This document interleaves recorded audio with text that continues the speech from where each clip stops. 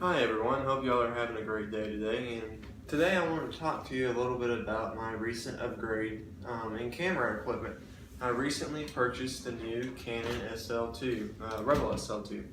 Now this tripod and microphone of course doesn't come with it, but the Rebel is a great camera overall I think, so I want to show you guys a few little things about it and then I'll put it on the tripod and we can talk some specs then. So let's go ahead and get to it. I'll take that tripod off. Alright, so a really handy feature that I like about it is this flip screen. I was looking at the Sony a6000 and this camera whenever I was purchasing. Those are really the two that I narrowed it down to for me, considering my budget and what I'm going to be using it for YouTube. I wanted something that was going to be pretty portable. And I chose this one. One feature that really did magnify itself to me is this flip screen. So you can see it's totally facing you right now. Which is really grateful for vlogging. If you're holding it here like this, you can still see yourself. Plus, it tilts basically any direction, so if you're a photographer, I think that you'll find that helpful as well. The A6000 does have it's probably really called more of a tilt screen than a flip screen. It goes basically to the back of the camera and you can tilt it up and down. It doesn't tilt out to the side, it doesn't tilt fully to the bottom or fully to the top.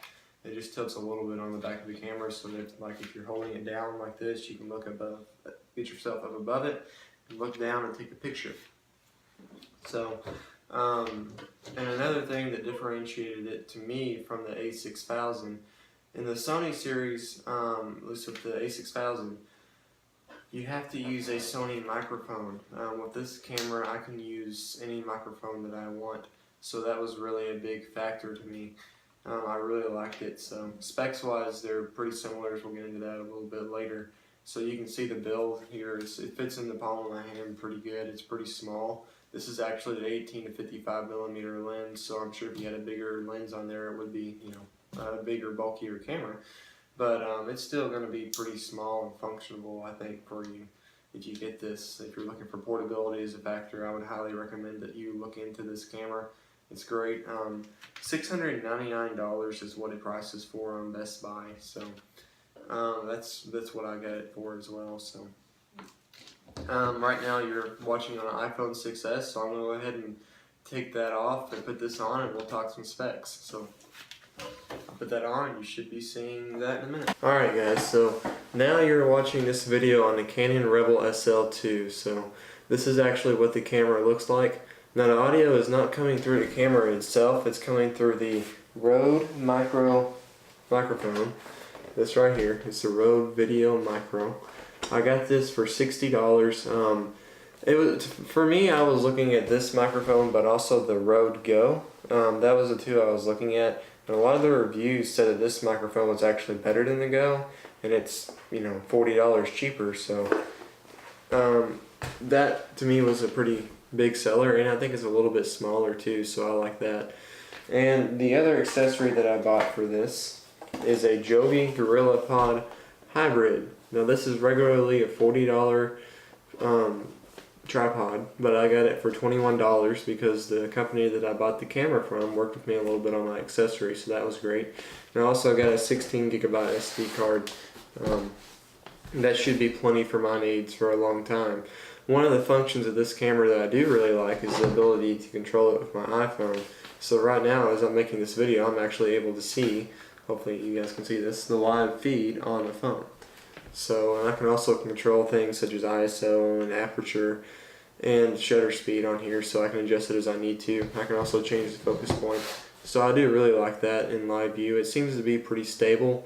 I've only had this camera a couple of days, so I haven't really tested it a lot as far as the connection to the Wi-Fi, but it seems like it's pretty good. So let's talk some of the actual specs of this camera. It is a 24.2 megapixel. It will do 1080p at 60 frames per second. So the external mic, as I mentioned earlier, for me was a big selling point versus the A6000. You can use any mic. Like right now I have a Rode microphone on there. I couldn't have done that with the A6000. I would have had to have stuck with the Sony microphones. And I'm not saying they're not good. I just like to have the ability to have versatility and have whatever I want on there. Now the weight on this camera is something that I found pretty interesting. It's 453 grams with the battery and the card.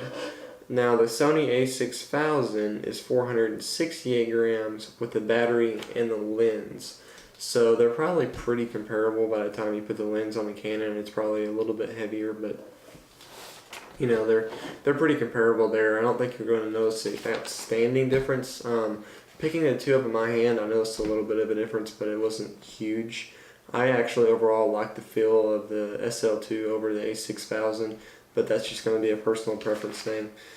The ISO on the SL2, if you're doing pictures, it'll range from 100 to 25,600. If you're doing video, the maximum will be 12,800, but the minimum is still 100. So the Sony a6000 range is exactly the same on the ISO, so they're perfectly identical there. The weight on the Sony a6500, I wanted to go ahead and throw that in here. It is 453 grams with the battery and the card, so it should be exactly the same as the Rebel SL2. I'm sure it will feel a little bit different because the two are probably built slightly different, but it's going to be pretty comparable. And understand the weight's going to fluctuate based on what you have on it. If you have an extra flash on there or a microphone, or depending on the size of the lens you have on there, it's going to fluctuate a little bit. Let's see here. The prices on the two models, the a6000 and the Canon SL2, are actually pretty comparable. And I'm just throwing the a6000 in there because it was the camera that I looked at a lot, but also because I feel like the two are fairly comparable. The a6000 with the 16 to 50 millimeter lens, as of the date of this video, is $649.99. It's on sale at Best Buy. The Canon SL2 with the 18 to 55 millimeter lens is $699.99. So you're looking at a $50 price difference there. It's not huge, but it is, you know, a slight price difference.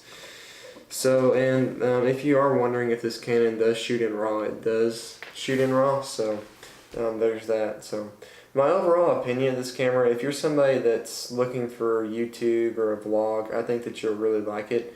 It seems to be perfectly made for that. The functionality of the camera is very good. I think it'll be great for vlogging.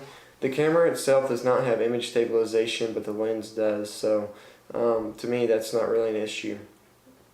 I think that overall, when you consider the price point, if you're looking into a mirrorless camera or a smaller, more portable camera, this is a camera that I would highly recommend that you look into. It's going to be very portable for you, something that you can use very easily. Actually, for me, I leave it out all the time on a shelf so that I can have easy access to it. I leave the little Joby tripod and a Rode microphone on it. It's really easy to access. The SD card and battery pack are both in very easy locations that I can use this Joby tripod. I never have to take it off if I want to take my SD card out. It's super easy. So thank you guys for watching. Please subscribe, and I hope this video really helps you guys. If you're looking at this camera, I would highly recommend that you look into it. I think that it's going to be one of the better cameras out there for this price point, and it may be one of the best cameras on the market right now for YouTubers and vloggers. So thank you guys for watching. Have a great day.